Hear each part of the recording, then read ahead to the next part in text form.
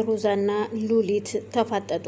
ሮዛ ሉሊትን ቆይ አንቺ እንዴት ነው የምትቀመጪው ስትላት ያው እንደምታይኝ ነዋ እንዴት ልቀመጥ እችላለሁ ትላታለች። እኮ እንዴት ነው የምትመልሽልኝ? እባክሽ ያው እንደምታይኝ ነው የምመልስልሽም ያው ሁሉም ነገር አንቺ እንደምታይኝ ነው ስትል ትመልስላታለች። አሁንም ቆይ ግን እኔ እኮ አለቃሽ እንደሆንኩ አታውቂም እንዴ? ማንም የሰው አለቃ የለውም ባክሽን፣ ሁሉም ለራሱ አለቃ ነው። ስለዚህ ከዚህ በኋላ የሚመጣውን ነገር አብሬ እቀበልሻለሁ እንጂ የምፈራውም ሆነ የምሳቀቅበት ምንም ምክንያት የለም ትላታለች።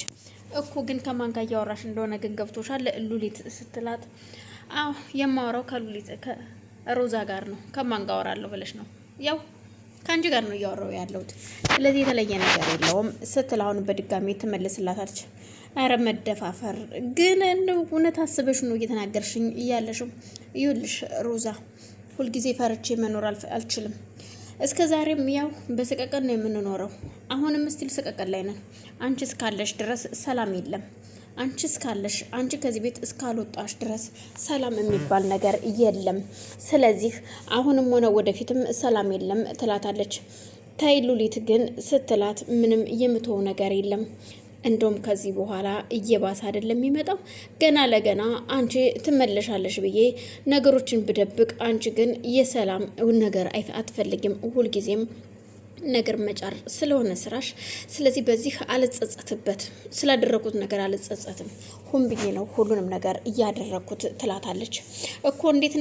ምክንያቱም መድኃኒት እየሰጠሽ ሰው ማን እንደሆነ አምጥቼ ያጋፈጥኩት ሁን ብዬ ነው። አንቺ መቼም ስለማትታረሚ ነው ትላታለች። በጣም ጥሩ፣ አሁን ከኔ ጋራ በግልጽ ጦርነት ጀምረሻል ማለት ነው ስትላት፣ ቆየሁኝ እኮ ጦርነት ከጀመርን እኔና አንቺ እኮ ቆይተናል። ዛሬ አይደለም ጦርነት የጀመርነው። ስለዚህ ችግር የለውም። ወርቅስ ያው እሳት ውስጥ ገብቶ ቀልጦ አይደለ ወርቅ የሚሆነው። እኔም ከዚህ በኋላ እንደዛ ማለት ነኝ ስትል ትመልስላታለች።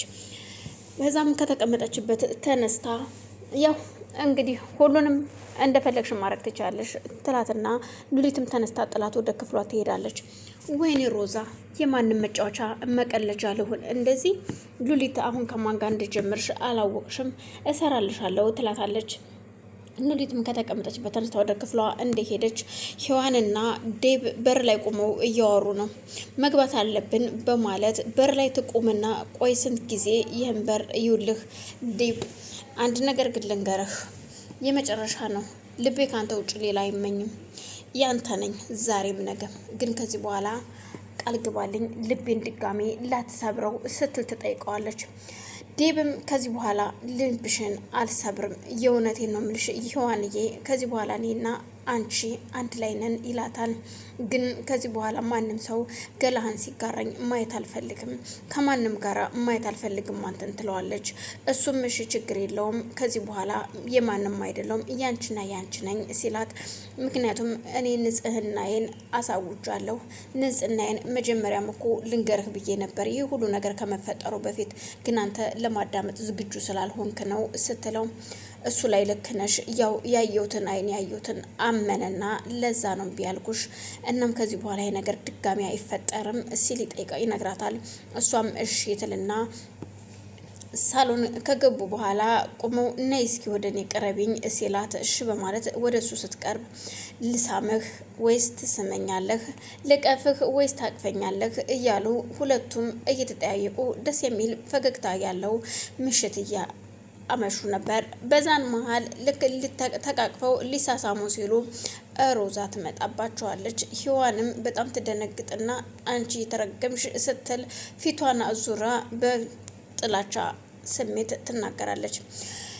ዴብም ወደ ውስጥ ተመልሶ ሻንጣውን ይዘና ወደ ሔዋን ክፍል ያስገባላትና ይወጣል።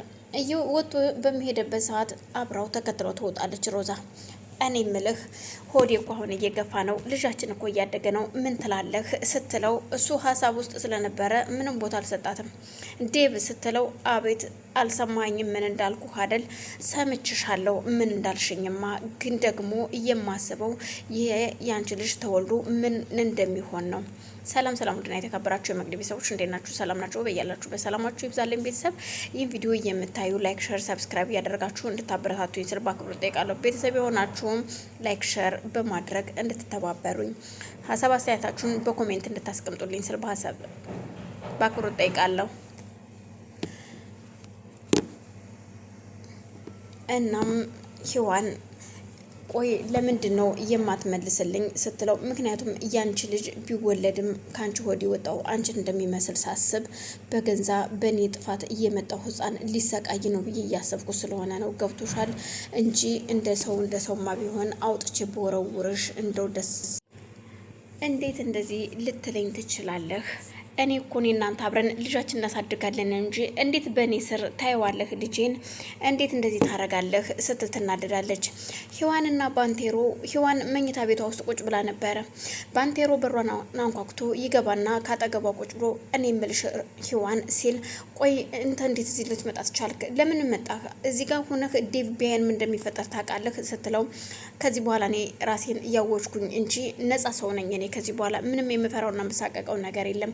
ስለዚህ የሆነ ነገር ልጠይቅሽ ነው ሲላት፣ እኮ ምንድን ነው የምትጠይቀኝ ደግሞ? ስለምንድን ነው? እኔ የምልሽ የሮዛ ልጅ የዴቭ አይደለም ሲል ይጠይቃታል። ተደነግጥና አልገባኝም።